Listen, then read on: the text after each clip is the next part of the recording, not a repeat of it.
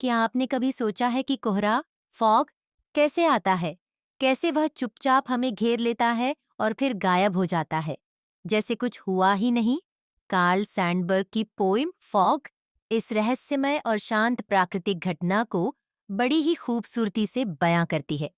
इस कविता में कवि ने कोहरे को एक बिल्ली की तरह प्रस्तुत किया है, जो धीरे धीरे आती है, थोड़ी देर ठहरती है और फिर आगे बढ़ जाती है।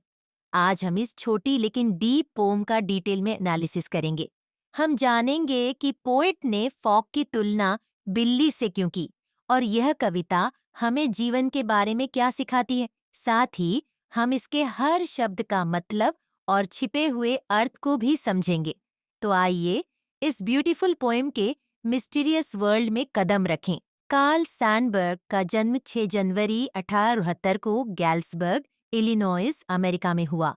वे एक स्वीडिश अमेरिकी परिवार से थे और उनके माता-पिता साधारण श्रमिक थे। उन्होंने कई तरह के काम किए, जैसे कि मजदूरी, होटल में बर्तन धोना और ईंटें ढोना। औपचारिक शिक्षा पूरी नहीं कर पाए, लेकिन अपनी मेहनत और अनुभवों से सीखते रहे।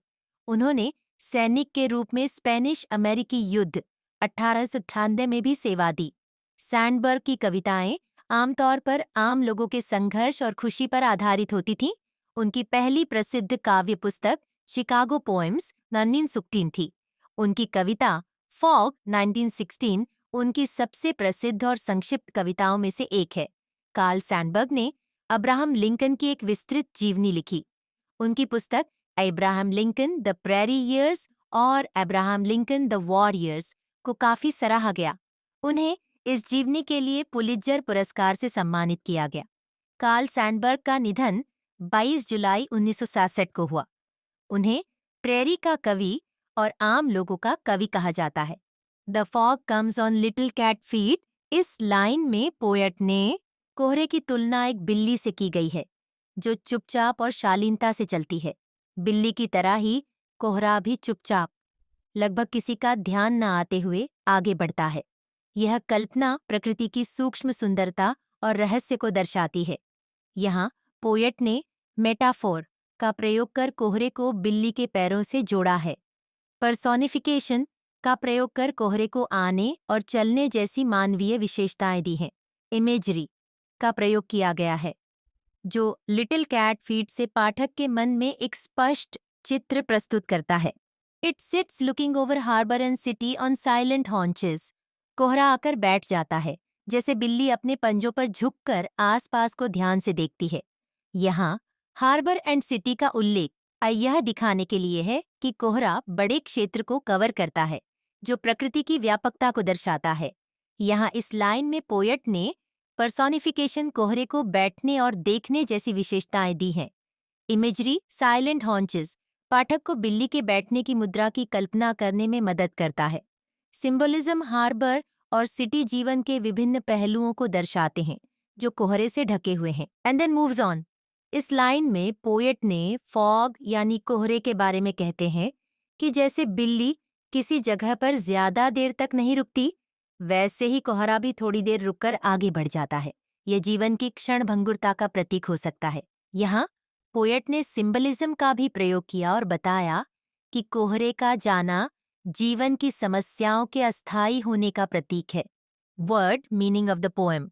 On haunches means sitting with knees bent like how a cat sits quietly while watching something. Harbor, a place near water where ships dock. Bandargaha, moves on, to leave a place and go elsewhere. आगे बढ़ना. What does Sandberg think the fog is like? Answer.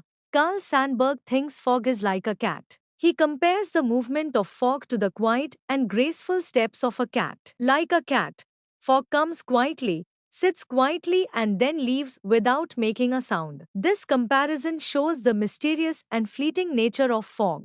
How does the fog come? Answer. The fog comes quietly and gently, just like a cat walking on its soft feet. It comes quietly without making any noise, creating a calm and mysterious atmosphere, and goes away just as quietly and softly. What does it in the third line refer to in the poem? Answer. The word it in the third line of the poem fog refers to the fog. the poet comparing it to a cat that sits quietly and watches over the harbor and the city. Does the poet actually say that the fog is like a cat? Find three things that tells us that the fog is like a cat. Answer: no. The poet doesn't directly say that the fog is like a cat, but he does use imagery and comparison. There are three things in the poem that tell us that the fog is like a cat. 1. The fog comes on cat's little feet.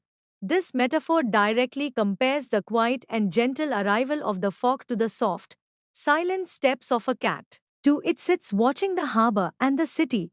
This line personifies the fog as a cat that is sitting peacefully and observing its surroundings. 3. On silent haunches, like the cat is sitting on its knees, which shows the peaceful and ready state of the fog. Why is the fog compared to a cat? Answer: the fog is compared to a cat because it comes quietly, sits for a while, and then goes away, just like a cat does.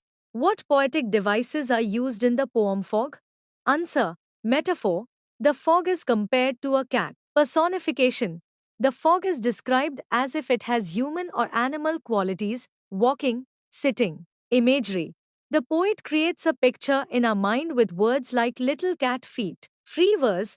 There is no rhyme or rhythm in the poem, making it flow like fog.